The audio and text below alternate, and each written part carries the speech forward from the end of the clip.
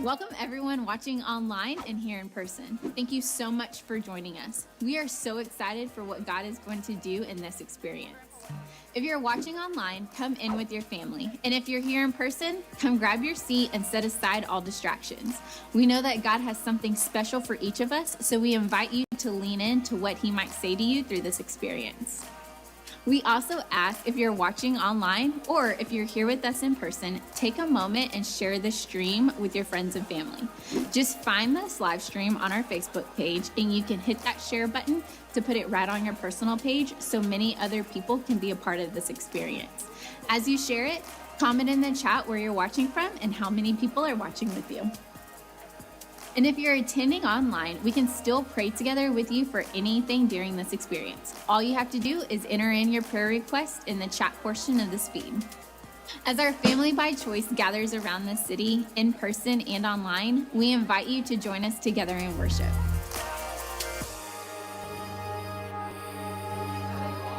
Hey, good morning, CT Church. We're so glad that you're here with us today. Come on, let's all stand together. Let's worship together.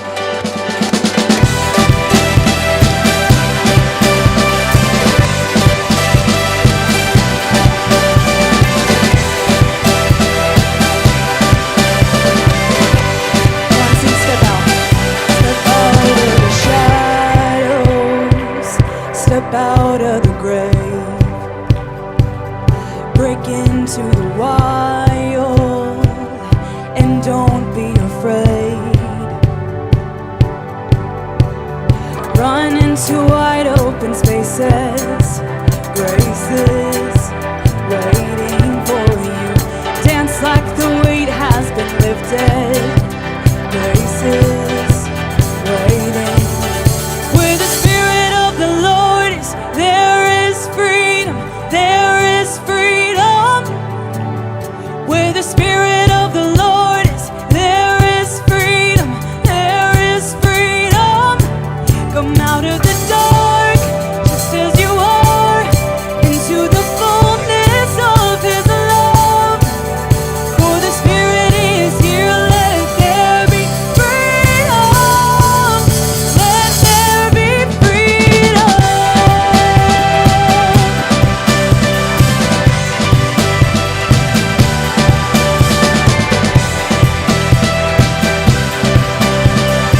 Come on, sing, bring all of the burdens, bring all of your scars.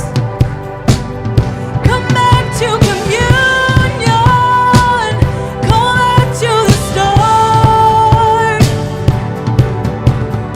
Run into wide open spaces, graces waiting for you. Dance like the weight has been lifted, graces waiting. Where the Spirit of the Lord is, there is freedom, there is freedom. Come on, sing that out.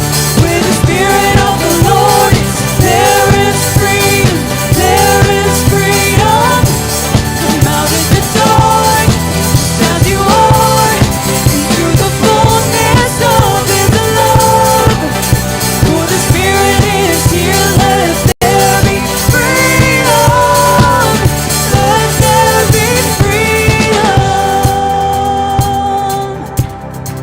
Freedom. Come on, sing it out this morning. Oh, come on, we're gonna believe chains are gonna fall. Come on, sing this with me. Chains. Chains will fall, prison shake at the sound of Jesus' name. Lives made whole, hearts awake at the sound of Jesus' name. Come on, one more time. Chains will fall, prison shake at the sound of Jesus' name.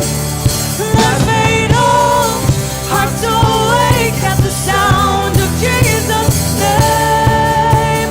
Oh, come on, put your hands together. Come on, let's praise Him this morning. Oh, come on, let's sing a little louder now. With the Spirit.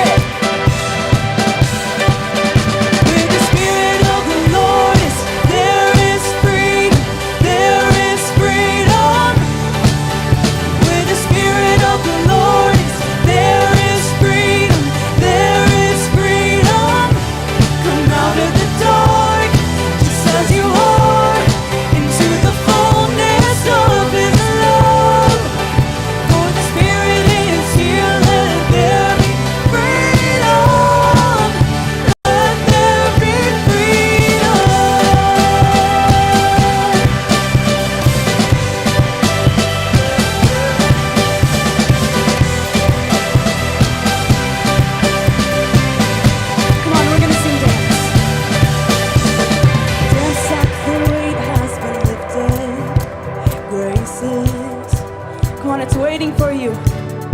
Dance like the weight has been lifted. Grace is waiting. Dance like the weight has been lifted. Grace is waiting. Dance like the weight has been lifted. Grace is waiting. Dance like the weight has been lifted. Grace is waiting. Dance like the weight has been lifted. Grace is waiting. Where the Spirit of the Lord is, there is freedom. There is freedom. Where the Spirit of the Lord is, there is freedom. There is freedom. Come out of the dark, just as you are, into the fullness of His love. For the Spirit is here, let there be freedom. Let there be freedom.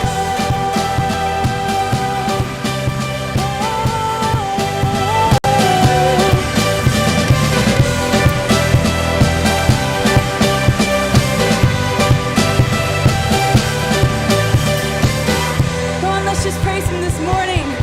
Jesus, that you give us freedom. The weight is lifted and we can dance because your grace is sufficient. Go on, we're going to keep singing this morning.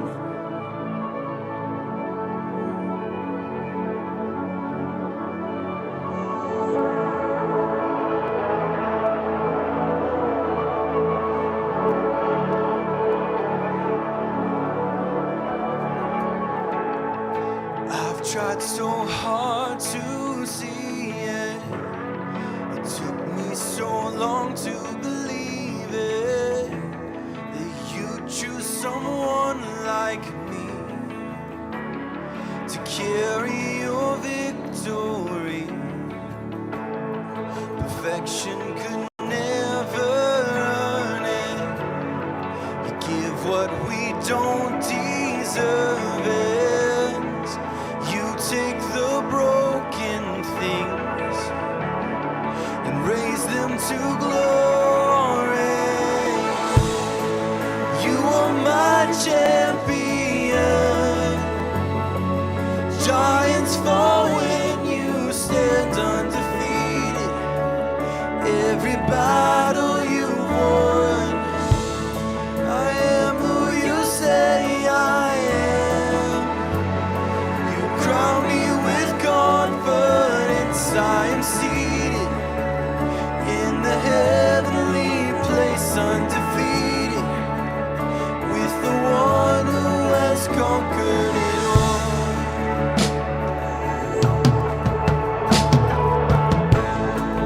Now I can finally see it.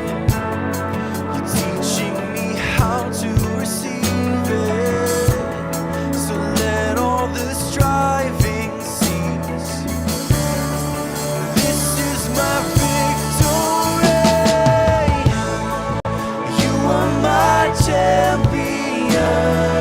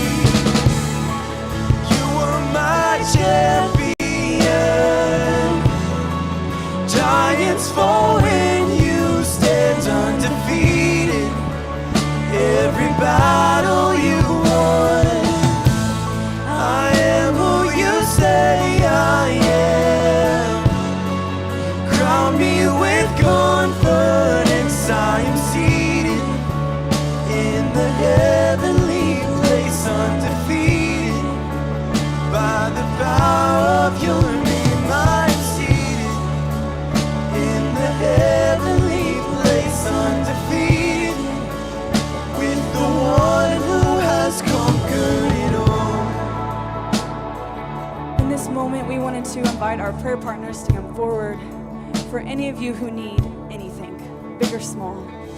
Whatever it is that you're struggling with, you're disappointed with, God wants to meet you today. And we're here to agree that He's our champion and He's undefeated in everything. So we're here, come up here this morning, and we're going to use our authority that God's given us. I want to declare that He is going to do what He said He's going to do. So come on, we're just going to keep singing, keep declaring and lifting our voice and shouting this morning that He is going to do it, that He's a promise keeper. So come on, let's keep singing.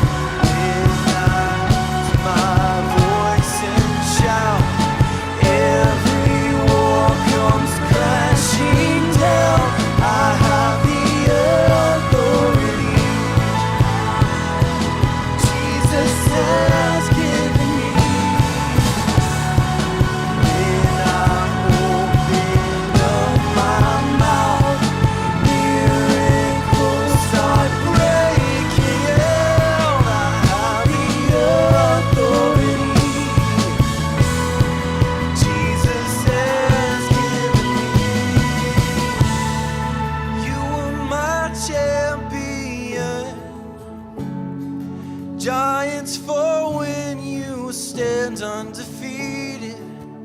Every battle you've won. I am who you say I am. You crown me with confidence. I am seated in the heavenly place, undefeated. By the power of your name, I am seated in the heavenly place, undefeated, with the one who has conquered it all.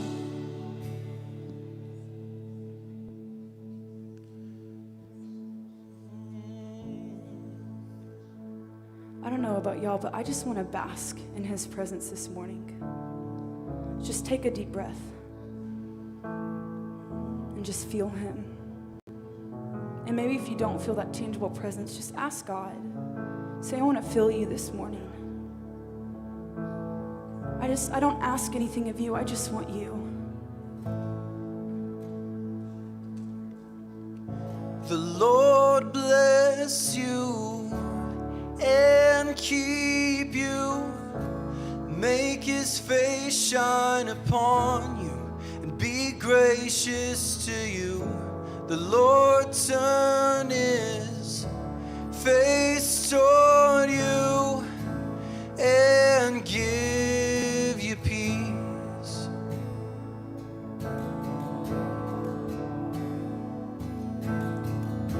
The Lord bless you and keep you. Make His face shine upon you. Be gracious to you. The Lord turn His face toward you and give you peace.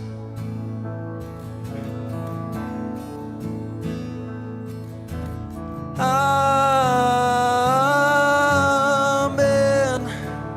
Amen. Amen. Amen.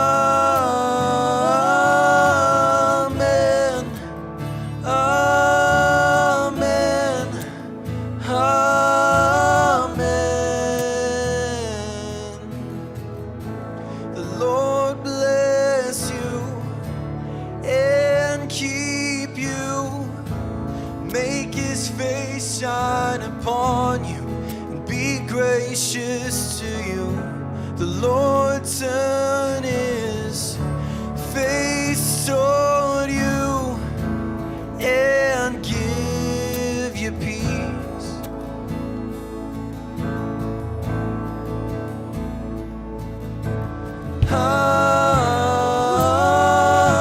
Amen. Amen. Amen.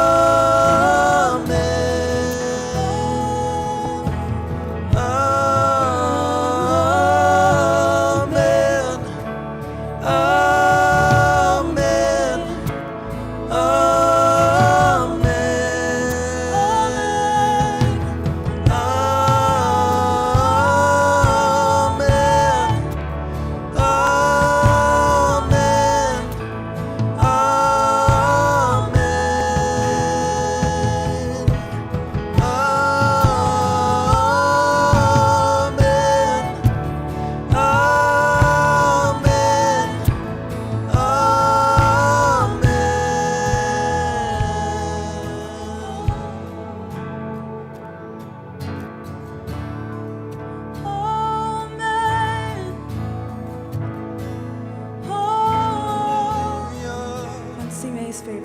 May his favor be upon you and 1,000 generations, and your family, and your children, their children, their children. May his favor be upon you and 1,000 generations, and your family, and your children, their children. Come on, sing it a little louder. May his favor be upon you and 1,000 generations, and your family, and your children, their children, their children. May his favor be upon you and 1,000 generations, and your family, and your children, their children, their children. May his presence go before you and behind you and beside you, all around you and within you. He is with you, he is with you in the morning, in the evening, and you're coming, and you're going, and you're weeping and rejoicing. He is for you, he is for you, he is for you. God, he's for you this morning. He's for you. He died for you. Come on, sing it out. He is for and amen. Amen. And amen. And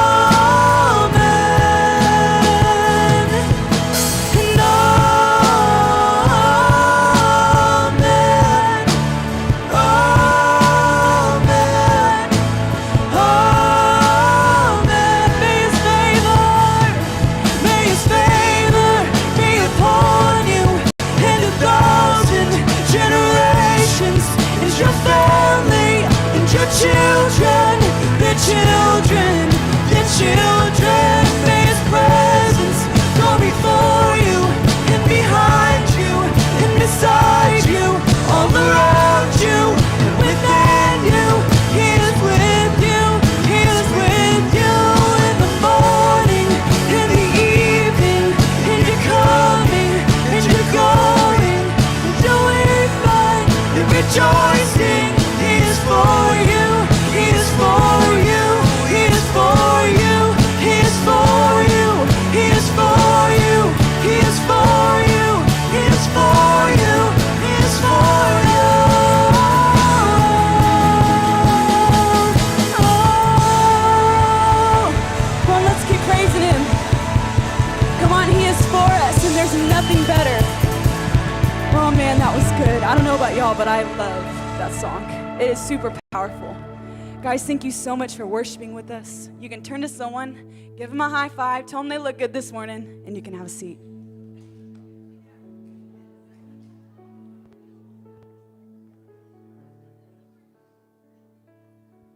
Good morning, CTP Family. How are we doing this morning? That's so awesome. I really enjoy it when we answer questions with a woo. That's just my favorite thing. I want to do that when I meet someone personally. Hi, my name is Nick Cavanis. How are you? Woo! Woo! Feeling really good. So I'm so glad you're here with us. My name's Nick Cavanis. I'm the community pastor here at CT Church in Pasadena. And I want you to know that we're passionate about community transformation. It's what we're all about. And it's what we want to do as a family. We want to re-image our Father in our community. Jesus said, pray like this: Our Father who is in heaven, right? Y'all know the prayer, hallowed be your name, your kingdom come, your will be done. Where? On earth, as it is where? And that's our desire. Come on, can we give God praise for that?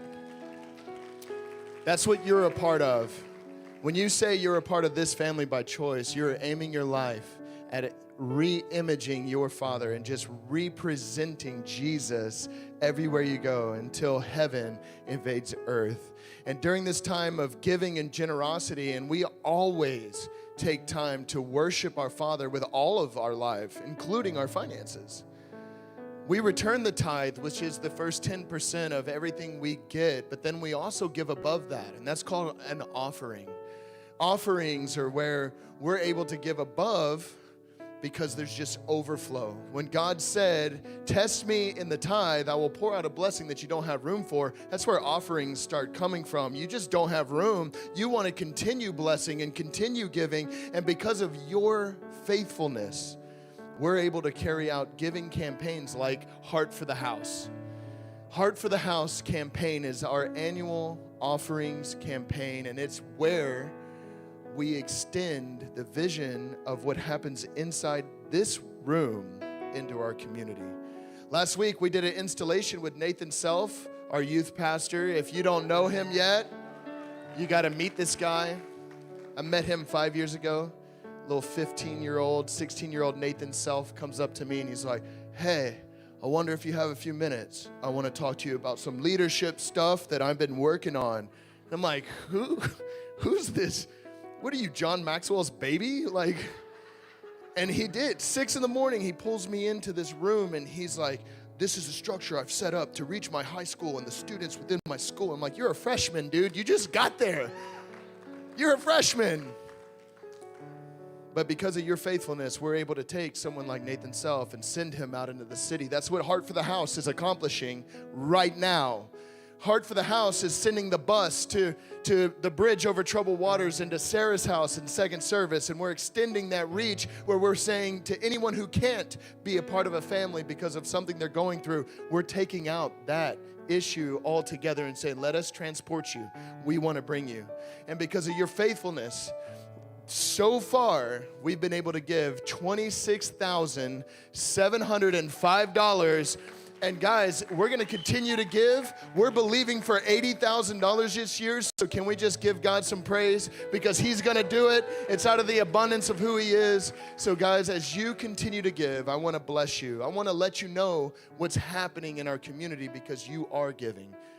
We're accomplishing the desires of our Father as we partner together. So if you would like more information on how to give, I want to give you that opportunity as well. We are going to put a QR code up here on the screen. If you haven't decided to partner with us financially, what are you waiting on? This is a group of people that you want to lean in with to see God do amazing things. You could take out your phone. You could scan this QR code. It's going to take you to a landing page. It's going to show you how to give online. And if you'd rather give cash and check, we want you to know we'll make that available to you at the end of our service. We don't pass the plate or buckets. We don't do that. We think that's between you and God. And we trust you to respond to what God is laying on your heart. So can I pray for you this morning? Father, I thank you for every generous giver. Lord, I pray that you would just pour out a blessing that they just don't have room for. Just overflow begins to invade every area of their life financially because that's who you are. You didn't call us to this impoverished lifestyle. You called us to an abundant life. And Lord, in our abundance, we're going to be radically generous the same way that you are. We commit to you, to worship you. So bless everyone under the sound of my voice right here in this auditorium and in our live stream. God, we thank you for every financial partner. And it's in Jesus' name we pray. And everyone said,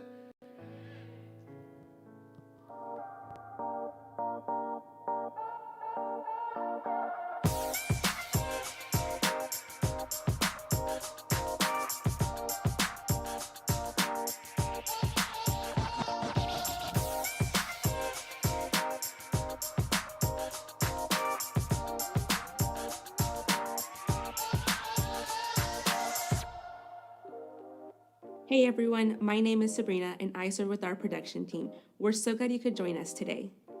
One of the things you will hear us say often is at CT we take next steps. We made it very simple for you to be able to take your next step in your walk with Jesus by using your own phone.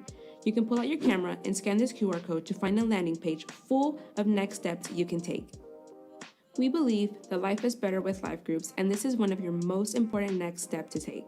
We have different groups all over our city ranging in activities, ages, time and day of meeting, and much more to allow you to find one that is just right for you. Our groups run all throughout the year and you can find one for you on that page. Do you need to finish a Connect track? Great, you'll find that here. Want to give financially? Did you give your life to Jesus recently? Your next step is to be water baptized and you can sign up for that on this page as well. If you're with us in person, this QR code is on the Connect card in the pocket of the seat in front of you. And if you're watching online, you can scan this code on your screen now or again at the end of our services for you to connect and take your personal next step. If you need more information about anything you've heard today, visit our website at myctpasadena.org. We hope that you enjoy the rest of this experience in person and online.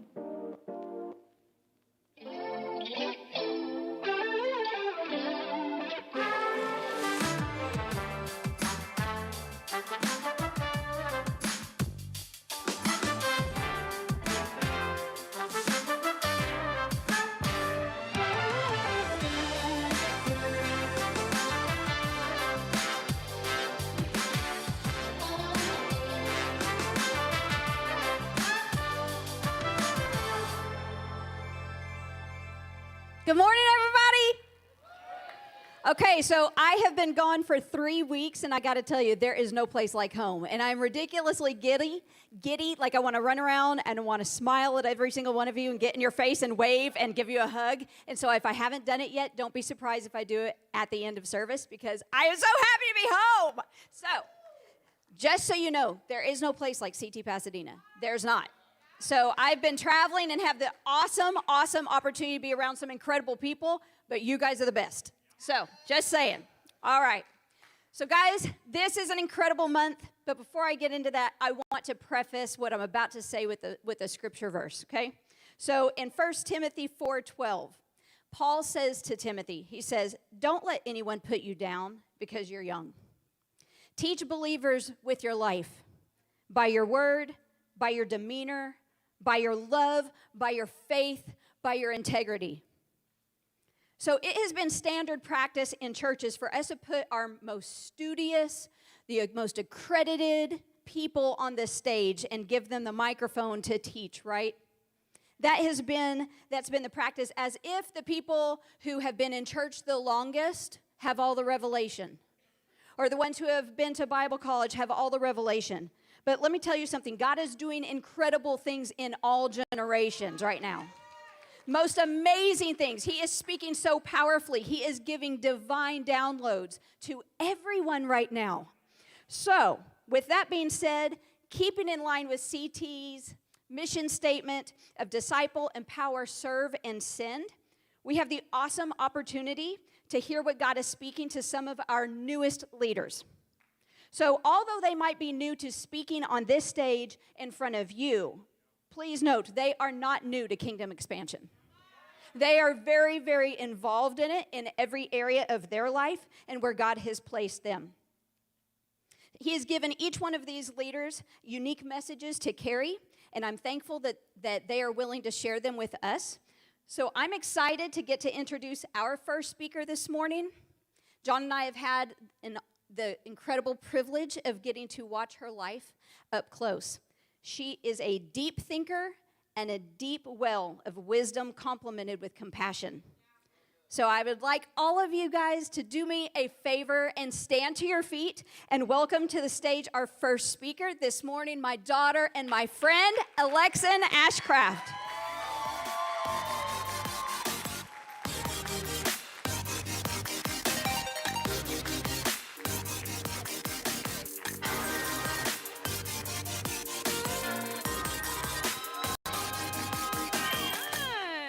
Stop. Y'all are making me blush. Wow. Ooh, well, good morning, guys. How are y'all this morning? It's so good to see all of your faces all at once, all my favorite people in one place. If you don't know me, my name is Alexan. Most people call me Allie. And as you guys know, this month we are speaking all about our family honor code here at CTP Pasadena. And we've had a lot of great messages in the last few weeks. And this week, I was asked to share on the topic of unwavering hope.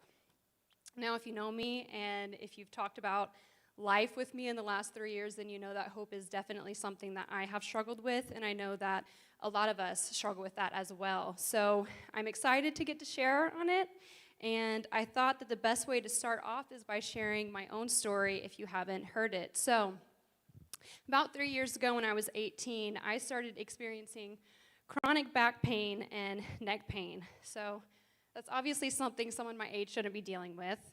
And I don't mean backaches and neck aches. I mean debilitating pain and discomfort that never goes away. Bone-crushing pain that keeps you up all hours of the night and makes you miserable every hour of your day. Nothing has been able to bring me relief. So often at night, the pain keeps me awake, so I don't sleep. That has led to insomnia, which just made everything worse.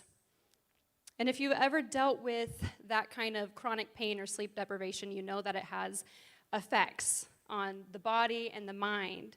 And if those things aren't addressed or taken care of, eventually it can take a toll on not only your physical health, but your mental and emotional health as well. And that's something I really started to realize about this time last year.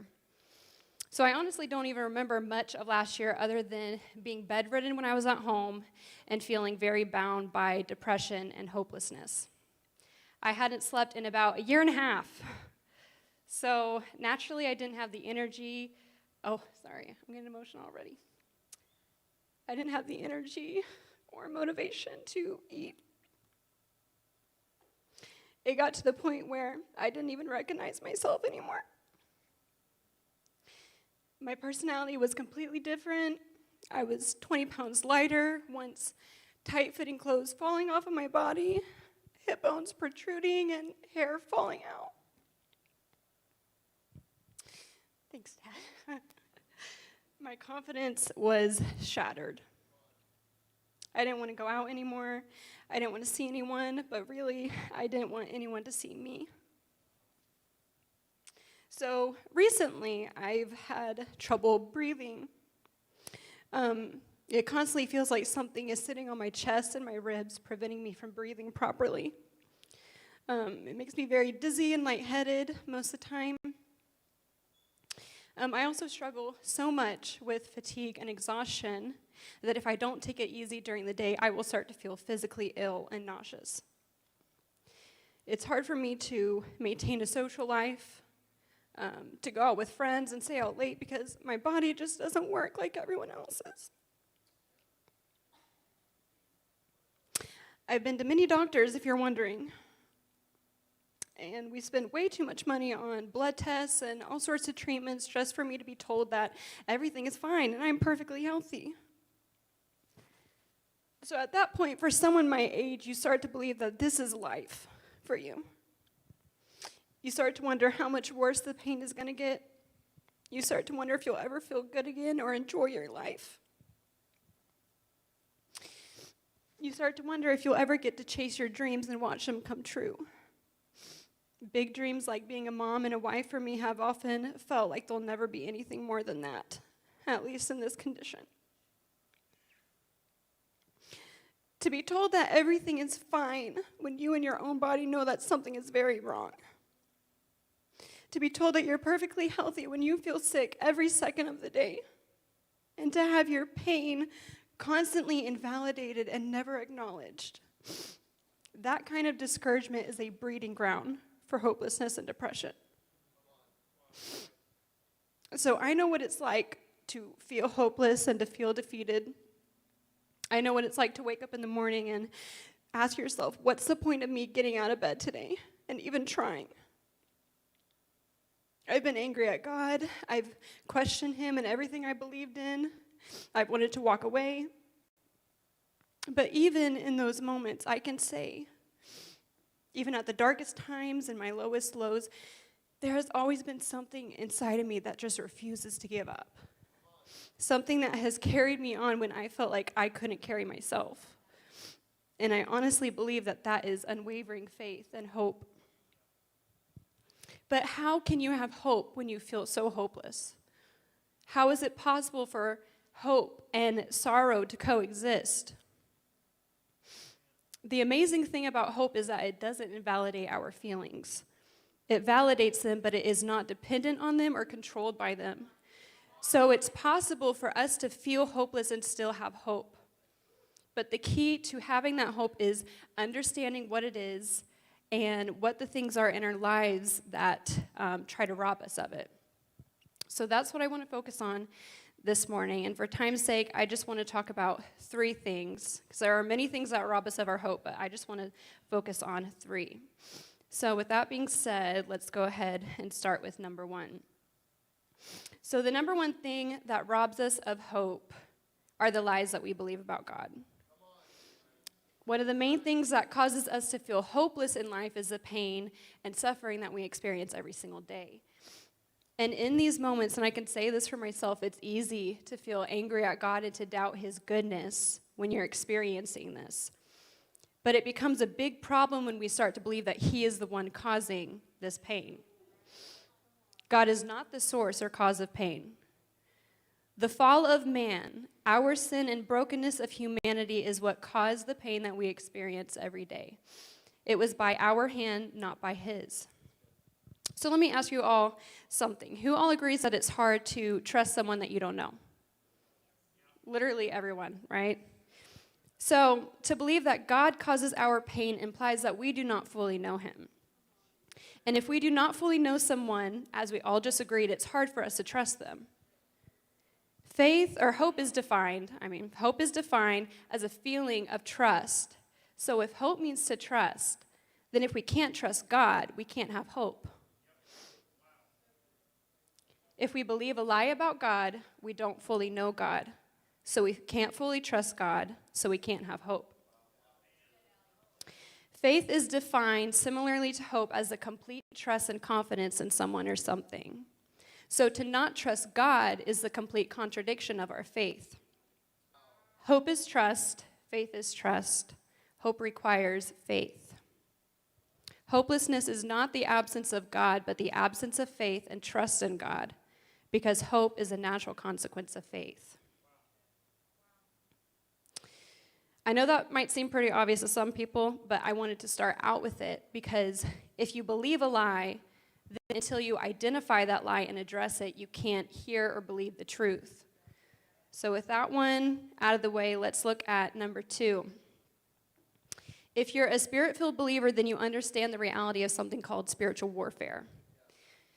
Even if you aren't a believer, spiritual warfare is still present all around you because we are spiritual beings. And as spiritual beings, we are susceptible to spiritual attacks. I personally believe that what I'm experiencing in my health and my body is a result of a spiritual attack, especially since none of my doctors have been able to pinpoint an issue or give me any answers. Spiritual attacks can definitely cause feelings of hopelessness and defeat. But something I've learned that it's only those who are considered threats that are fought the hardest. I know what it's like to feel hopeless and defeated. But I also know that there is an enemy who believes in me and my purpose more than I do. So he will go to any lengths to destroy me and to defeat me. And I hope that brings you guys hope this morning because it's the same thing for you. You have an enemy who believes in your potential more than you do.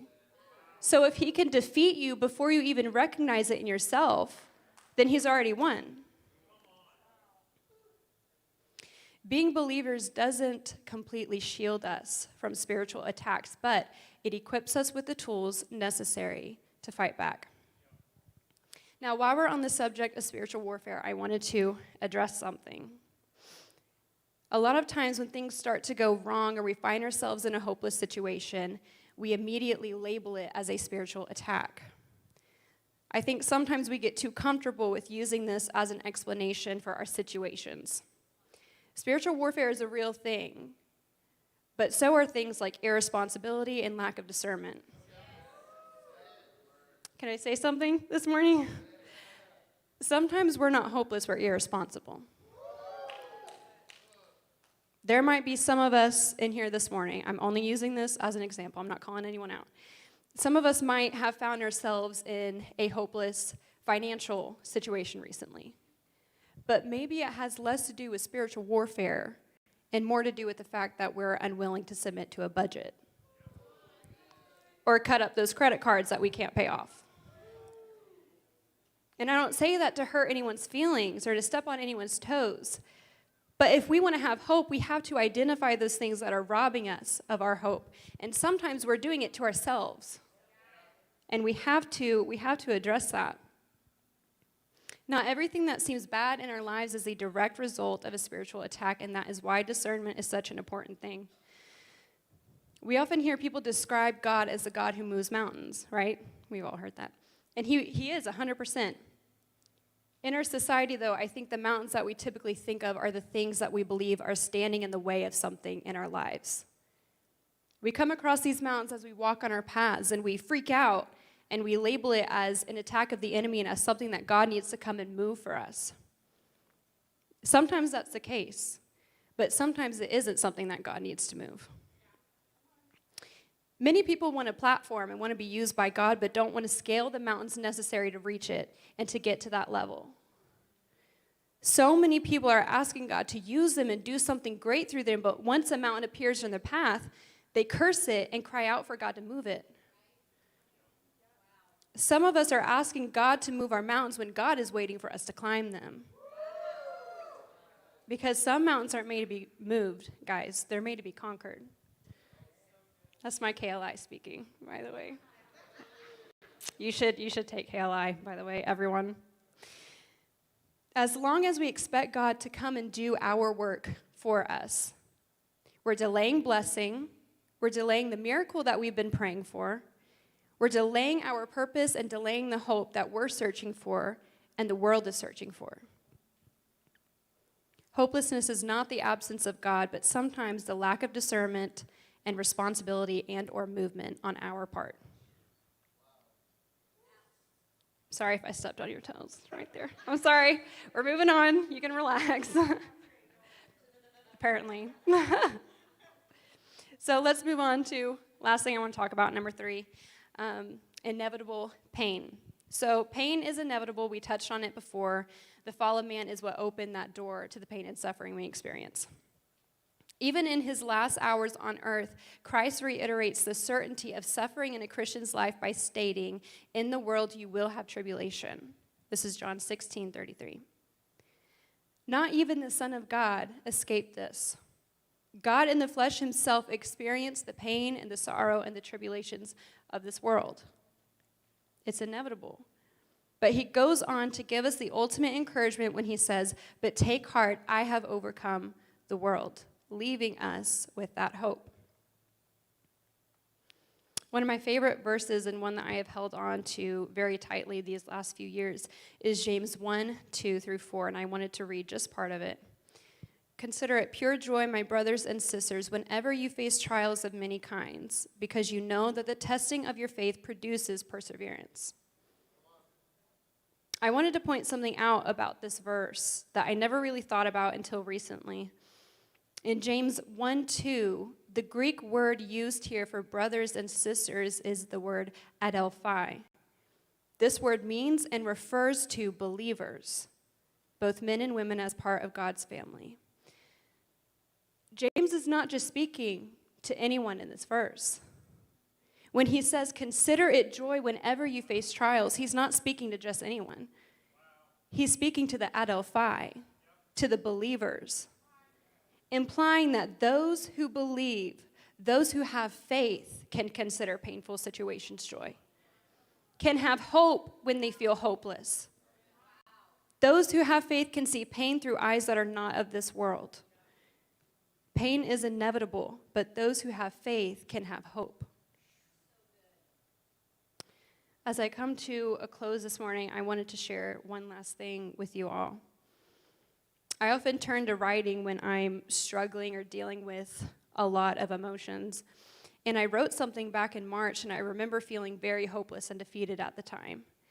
And I completely forgot that I wrote this, but when I read it, I was like, did I even write this? Like, it encouraged me. I encouraged myself.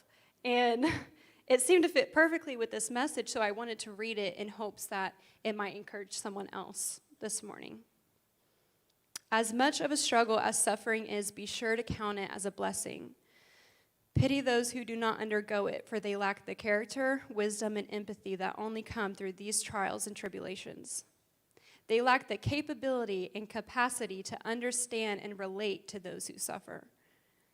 They lack the encouragement that the hopeless so desperately need. Those who do not suffer will not be the ones sought after for advice, counsel, and comfort. They lack voice and influence. Those who leave the biggest impact are those who have suffered most for the cause. These last 3 years of my life have been very difficult for me and my family. But something I realize is it's only because of the suffering that I have endured that I'm able to encourage and bring hope to others who are suffering. And that makes perfect sense, and it should, because hope for humanity was birthed out of suffering. When Jesus suffered on the cross and sacrificed himself, that is the moment that hope was born. Hope was created when someone was willing to suffer. Maybe it's time that we stop asking, why is this happening to me? Maybe we need to start asking, how can I use this pain to bring hope and healing to those around me?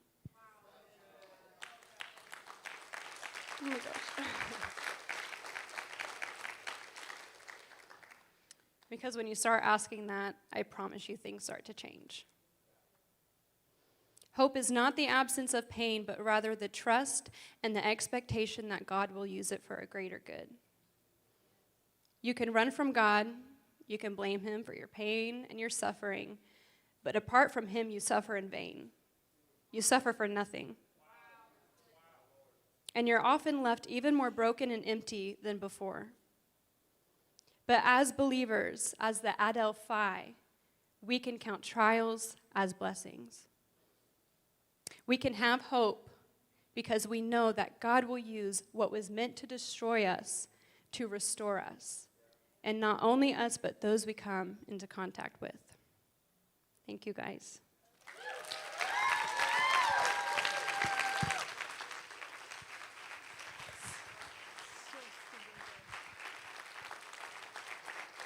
So good, y'all. That was so good. If you weren't challenged, you need to check your pulse right now, okay? Just check your pulse. Everyone should have been challenged on that one. What a story. She is definitely an Ashcraft. Can you tell? Can you tell? Yeah. The challenger, but she does it so sweetly. She like stabs you with the knife. She's like, it's okay, it's okay. I'm healing you. I'm healing you. It's fine. Something she said really struck a chord. She said, we have to identify the things that are robbing us of our hope. What is robbing you of your hope today? What is it? Is it your finances? Is it your poor stewardship? Is it the enemy attacking you? What is it? I want to just take a moment. Everybody close your eyes for just a moment. What is that one thing that is robbing you of hope? Maybe you're looking at our nation and you're scared and afraid because you just see so much going on. Can you invite Jesus into that fear? Can you trust him? Can you have hope in tomorrow with him? Maybe it's fear. Maybe it's fear of your own life and not fulfilling the life God has destined for you. Maybe you have debilitating pain, or maybe it's just anxiety.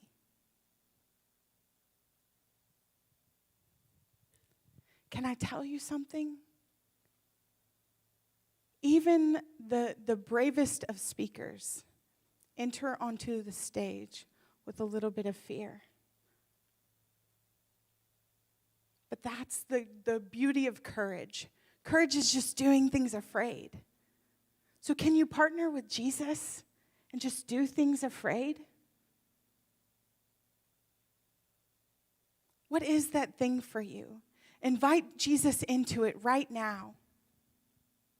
Because as a believer, you can have hope.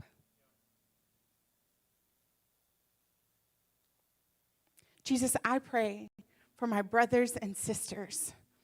I pray that they would just cling to you in times where they feel hopeless, in pain and suffering and anxiety and difficult steps that they need to take, and even in poor stewardship, that they would partner with you. Lord, come alongside them. Help them, guide them, speak to them. I thank you for it because you're a good Father. And you don't leave us or forsake us, but you're with us in all things. So I bless them today in the knowledge of that. In Jesus' name, amen. Guys, I get the great honor and privilege of introducing our next speaker. Yes, there's one more. She entered into my home and immediately entered into my heart. She is precious. She likes to call herself the firstborn because she was the first to enter into my heart and my life. And she is just a treasure to my family. She's such a treasure that she gets the unique gift of getting a special name from Emma. If you guys know Emma, usually she doesn't remember anybody's name, but every once in a while people get special names. So I'm going to introduce Laundry to you guys. Her name is Audrey Perry, and she has an incredible word for you, and I'm so excited to hear from her. Audrey, come on up.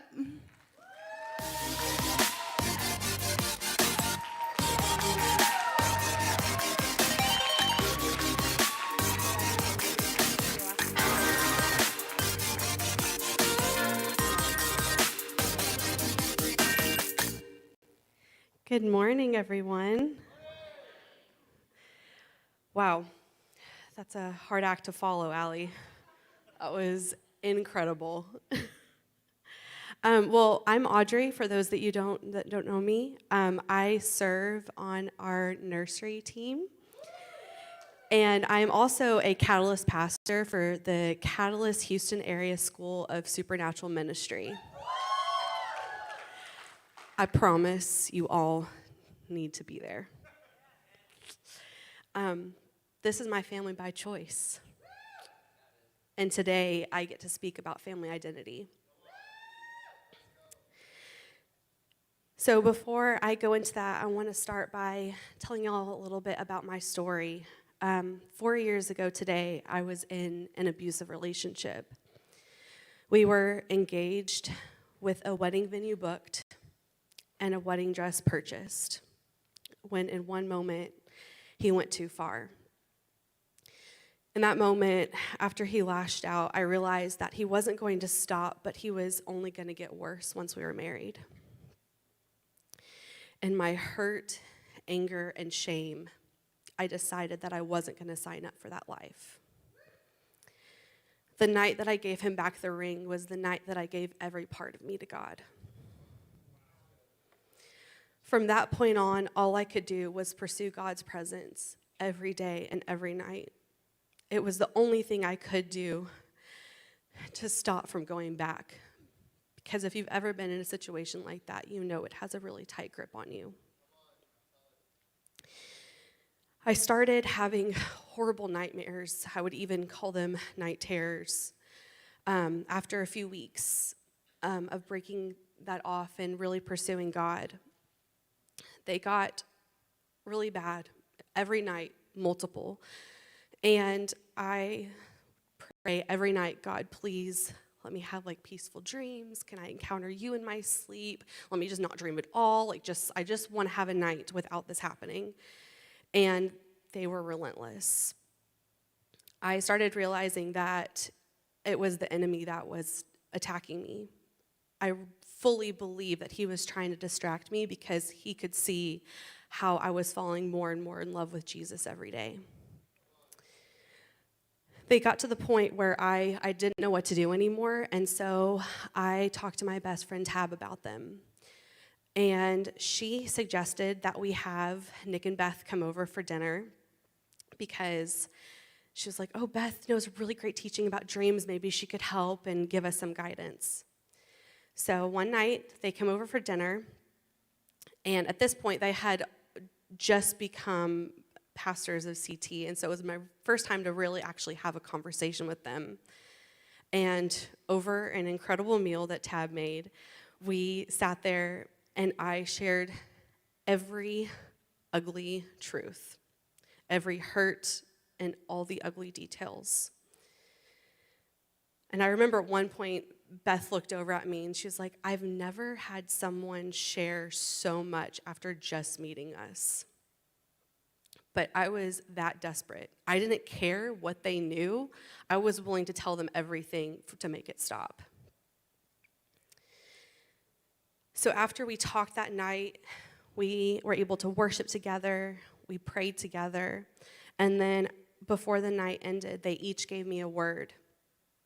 The words that they spoke over me declared that I was worthy, that God wanted to be near me, that he chose me, and that he had a huge and incredible plan for me. And to some of you, maybe that sounds cliche, like y'all knew that, like y'all already know that, but for me, I was incredibly broken at that time. And I had grown up in church. I have an incredible family that loves and serves the Lord, but I never knew my papa. He was never mine. He was just God. So that for me was the moment that I not only felt him personally, that he saw me, but in that moment, I was redeemed. That was the night that I found my family. And that deep connection that I made with my family happened because of two things. First, I fully believe it was because of my vulnerability, that I was completely transparent about where I was in life. And second, it was their response. Because their response could have been anything. It could have been a word of encouragement. It could have been, oh, these are some facts about dreams. Let's try this and do this. But no, they took the time to ask God for a word, and they responded with who God intended me to be, the truth of who I am. And God desires for us all to be in a family like that. A family that has unfailing love, extravagant hospitality, selfless ambition, contagious joy, godly ethics, unwavering hope, radical generosity, relational equality, and true humility. That is what CTP is known for, and that is our family honor code. And a family honor code isn't something that you can just learn quickly. It's not like I can just come up here, say a few words, and you're like, oh yeah, I got it. I can start living by that. No, it's not really how it works. I wish it was. But it takes influence and it takes practice. You need to be modeling someone. So you have to see family walk it out. That is why family is so important. And if you've been at CTP for any amount of time, like if this is literally your first Sunday, I don't think you can be here without knowing that family is a choice, because we have family by choice written everywhere. I see a few t-shirts right now. Yeah, Kathleen right now. But choosing family can be hard. And one of those reasons is that it's countercultural. There's a war against oneness and community in the Western world, especially in America. Many Eastern cultures are relational, while the Western world is more focused on productivity or self-promotion. And social media has truly magnified this. And like I said earlier, I grew up with an incredible family who loves and serves the Lord, and I had the opportunity to be a missionary kid for the majority of my life. Whenever we weren't on the mission field, my parents were pastors and are still pastoring in Texas. I grew up, we lived in the Republic of Georgia, which borders the Black Sea, Turkey, Armenia, Azerbaijan, so not Atlanta, completely different. Think like Europe, Asia, that side of the world. So the Georgia culture is highly relational. For an example, so you can kind of get the feel of what I grew up in, is most of businesses open closer to 10 or 11 a.m., where in America it's like you expect if you go to a bank, doors better be open by 8 a.m. If not, we're going to have issues. But they open at 10 or 11 because they value their times with their families in the evening before. And as a nation, they're night owls. So they have dinner 9 o'clock at night, and they enjoy spending time together. They play games, they watch TV, they talk, they're a drinking nation, so they just party it up every night. In the month of August, most of the city shuts down, the capital city where we lived, because everyone retreats to the villages to spend time with their family.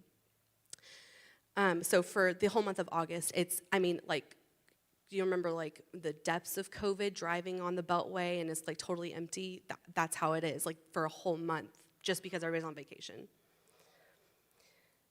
And it is not only normal, but it's assumed that once you get married, you're gonna go live with your in-laws, which for some of y'all would be the worst thing ever, which I do have incredible in-laws, so it wouldn't be the worst thing ever.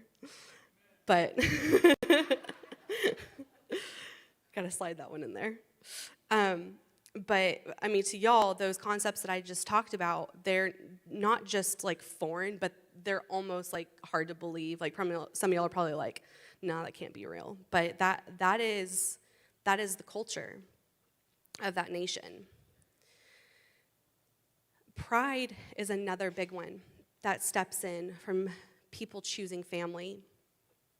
In order to have true family by choice, you must submit yourself, be vulnerable, and ask for help. And this goes against the American way, because we are proud of our independence. But independence and Christianity don't mix.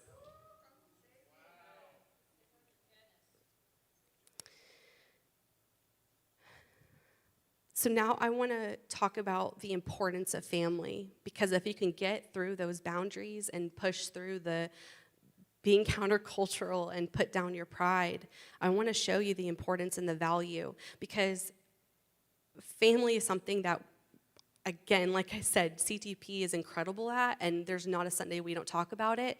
So if you're new today, I want to show you why we value it so much.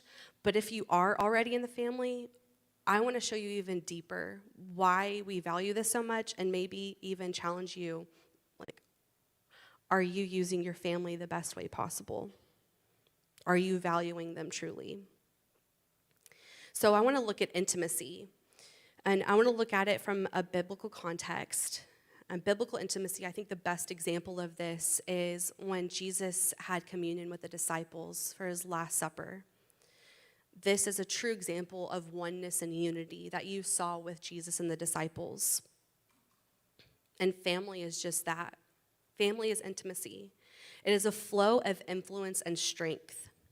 You can lean on others' strengths in areas where you may be weak. You must let your walls down to allow intimacy to grow. Intimacy in family is a tangible example of what intimacy with God is like. If we look at Matthew 5:23, it says, "So if you are presenting a sacrifice at the altar in the temple and you suddenly remember that someone has something against you, leave your sacrifice there at the altar, go and be reconciled with that person, and then come back to offer your sacrifice to God." So family identity is so important to God that he says that if you have an issue with another brother, that you need to put our intimacy on hold. Stop the intimacy with God, go and reconcile with that person, and then come back. I don't know of another example to show you how much God values that. So that there proves to me that it can't just be you and God. It's not just you and Jesus. That's not how he intended it to be.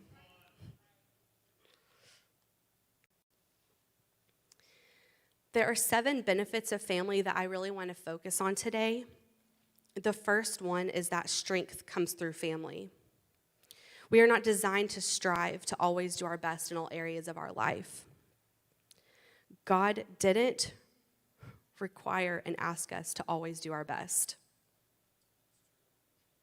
Did you hear that, Americans? God didn't require and ask us to always do our best. Because your best isn't going to be good enough by yourself. He didn't require it because he doesn't want us to do it alone. We need the strength of our community to fully produce our best. You are not required to fight things on your own, and you can't fight things on your own.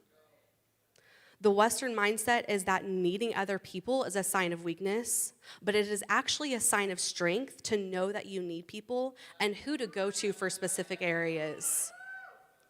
I know that if I need help financially, I have a person. I think we all know that person. Marriage, I have more than one. I know my people, and I depend on their marriage to succeed.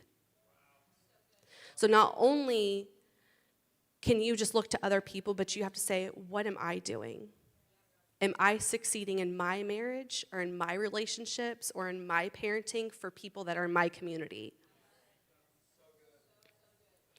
So you have to know the strengths of people in your family so that you can call on them whenever you need help in that specific area. The second benefit is that family sustains you long term. Because you no longer have the pressure of being the best at everything alone, you can rest in people's strengths. And family resources never run out. The third benefit is that safety is found in family. Proverbs 11:14 says, "Without wise leadership, a nation falls. There is safety in having many advisors." So people can shy away of the idea of family by choice because that idea means that they look uncertain. Because kids ask questions, right? And we want to look like confident adults. We want to have everything together all the time. But adulting is hard, and you're allowed to be a kid sometimes. Pride doesn't want people to look at us in a certain way. We want to look like we have it all together. But if you look at Matthew 18, verse 3 through 4, it actually says something that, again, goes very against our culture. It says, "Learn this well. Unless you dramatically change your way of thinking and become teachable like a little child, you will never be able to enter in. Whoever continually humbles himself to become like this little child is the greatest one in all heaven's kingdom realm." So you have to be teachable like a child in order to be great in the kingdom. The fourth benefit is that encouragement is birthed through family. Some very simple ways are through prayer and intercession, by bringing meals to one another if you're sick or you just had a baby or you're grieving, serving one another, and having honest conversations. Because sometimes just the simple fact of knowing that you're not alone and that someone hears and sees you is the most important thing. The fifth benefit is that God speaks through family. In 1 Corinthians 12, 8 through 10, this is a mouthful, so here we go. It says, the Spirit gives to one the gift of word of wisdom, to another the same Spirit gives the gift, the word of revelation of knowledge, and to another the same Spirit gives the gift of faith, to another the same Spirit gives the gift of healing, to another the power to work miracles, to another the gift of prophecy, to another the gift to discern what the Spirit is speaking, and to another the gift of speaking different kinds of tongues, and to another the gift of interpretation of tongues. God gave us 9 ways to speak to us, but 5 of those are only through other people. So if you ever question why God is silent, I'm confident he's not. He's just speaking to someone else. So do you have people in your life that are listening to him? And are those people going to be obedient to speak? The 6th benefit is that ministry is birthed through family. Family launches people. This Sunday is a great example of that. Our church is incredible at this. I mean, we're incredible at it all, but this is like, we're hyper-focused on this one. Just look, we have an entire equip track where we put you through a process of launching. You start off by going to Connect Track, then life groups, impact teams, Freedom Weekend, Second Mile Leadership, CTA, Chasm, and KLI. The 7th benefit is that growth happens in family. You grow through receiving feedback and input. You have to be able to receive feedback from other people that you allow to speak into your life, those who serve with, and those that allow you to speak into their life. You need to hear feedback from all 3 of those types of people in your family. And a great way to get feedback is ask them. Ask them questions like, what is it like to sit across from me? And what is it like to serve with me? See, my family by choice are my best friends. There's not a time that I'm with my family when I don't leave encouraged and strengthened. They are my most loving challengers.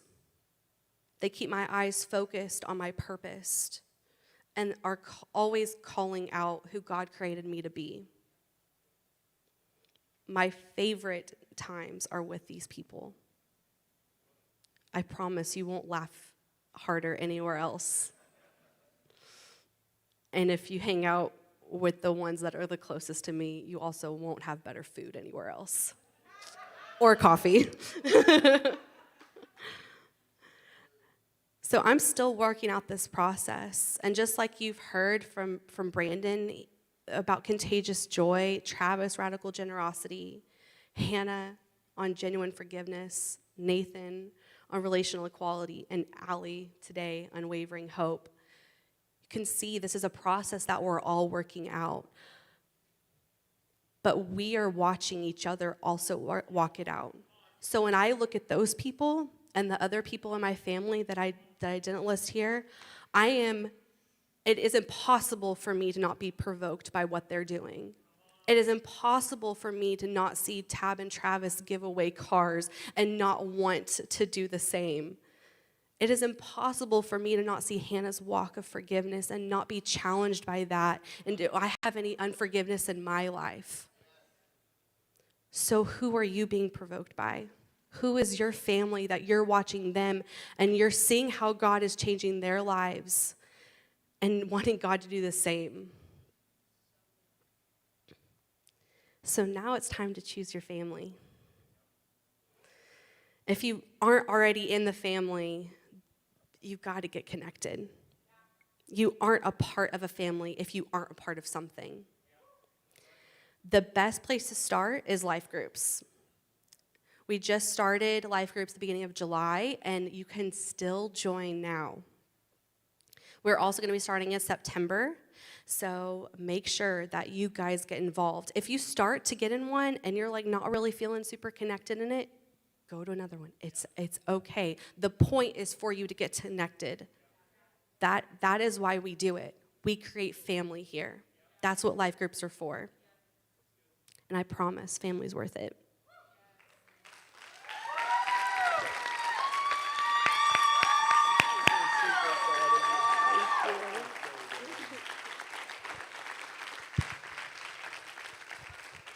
Come on, can we give it up for Alexin and Audrey one more time?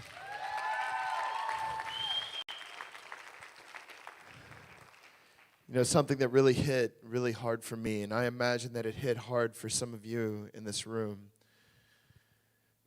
is that hopelessness and isolation are so deeply connected to the absence of a relationship with a Father who loves you. What Audrey said was, I didn't know him personally. And as you've been listening to these really brave and vulnerable communicators, these young leaders exposing their heart and sharing the struggle that they've been going through, it speaks to something deep inside of us that says, I don't have to be stuck here either. I don't have to be stuck. I don't have to be under. I don't have to be going through. There is hope for me, and I want you to know that his name is Jesus, and he wants a relationship with you. If there's one thing that I could highlight about both of their stories is that neither one of them said, once I started to come to church on a regular basis, and once I started to act like a really good person, and once I started to give to the poor, and there was no religious exercise. It was the recognition of, I need him. And if you're in here today, and you would say, Nick, I feel so alone in life, that I feel overwhelmed by hopelessness. The situation that I'm facing, I don't understand, or even I can't even comprehend how I got here, but I need help.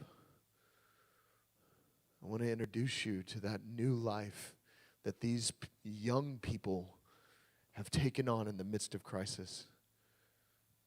I want to introduce you to the help that comes from a relationship with Jesus. Would you bow your heads with me as we close this service?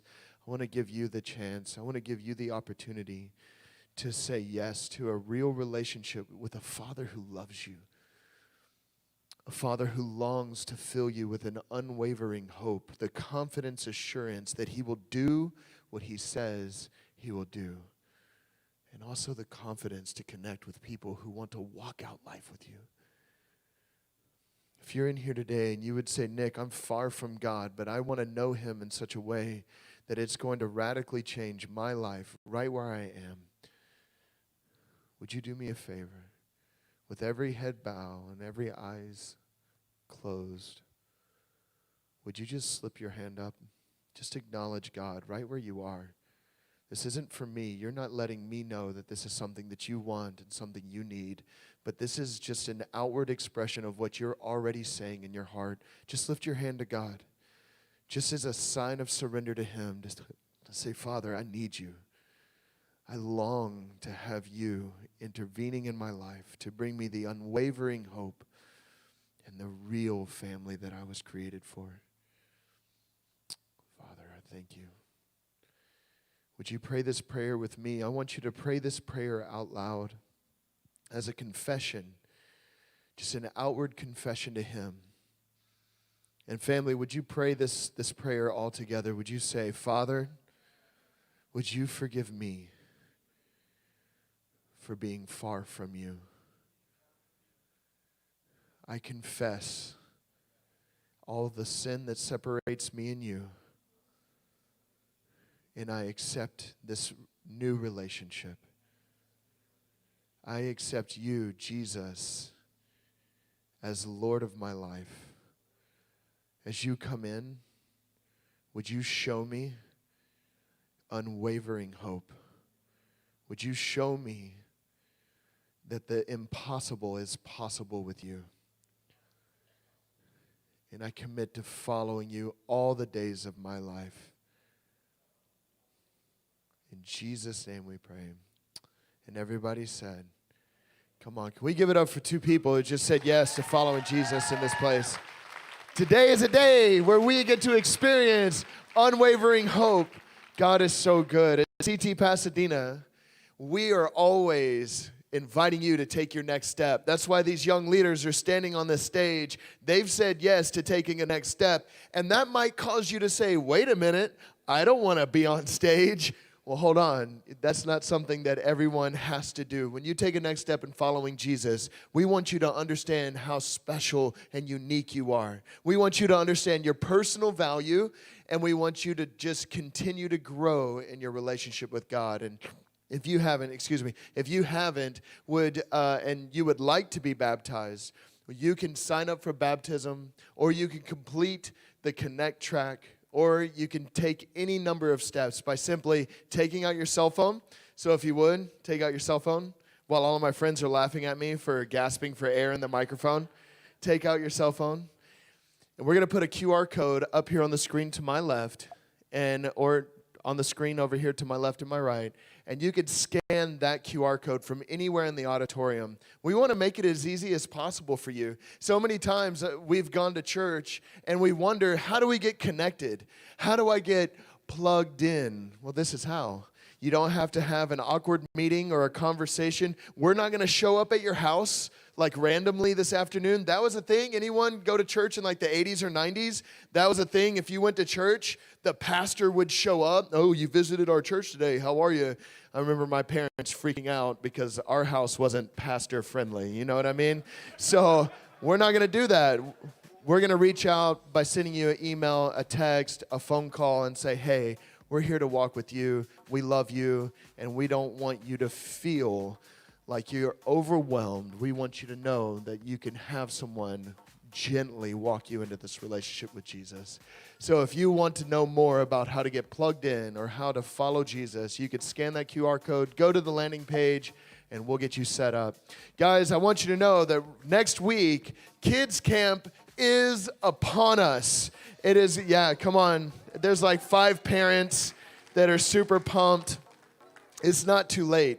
Listen, if you've been this whole time being like, I don't know if I could send little Susie off to kids camp, and then she got out the scissors and cut all her hair off, and you're like, she's got to go somewhere. Listen, kids camp is a safe place. She's going to know Jesus and have so much fun.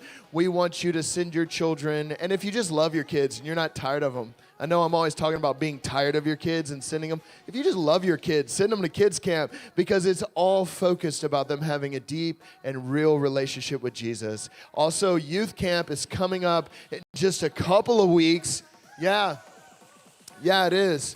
And we're going to be doing amazing things down in Hitchcock, Texas, where our camp is. We were just out there this week, kind of getting the lay of the land, seeing the incredible things that are going to happen. If you haven't registered your student, you could still do that. Nathan Self, would you stand up? Nathan Self would love to talk to you and walk you through the registration process. Yeah, clap for Nathan.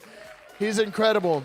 Guys, isn't summer at CT so much fun? Hearing from these young leaders, it is. Guys, we love y'all so much. Thank you for being here this Sunday. We'll see you next week.